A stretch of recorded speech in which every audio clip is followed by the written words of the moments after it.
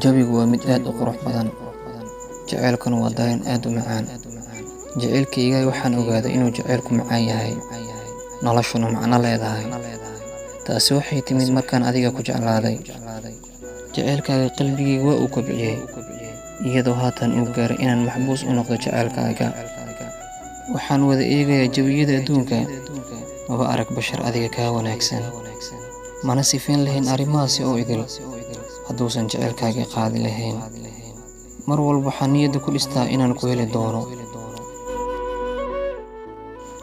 wax waliba oo dunida yaal ma kuu qalmaan haddaan hadiyad kaaga dhigi lahaa, balse nafsadeyda ayaan kaaga dhigayaa, oo waxaan doonayaa inaan nafteyda kuu bixiyo. waxaad i siisay farxad ka badan sidii aan kaa filayay, weligay kuma ilaawi doono. waxaan jeclahay dhowl caddeyntaada qurxoon, waxaana dareemay inaan helay qof aniga ii qalma. aad ayaan kuu jeclahay, inaan ku jeclaadana waa farxadda noloshayda.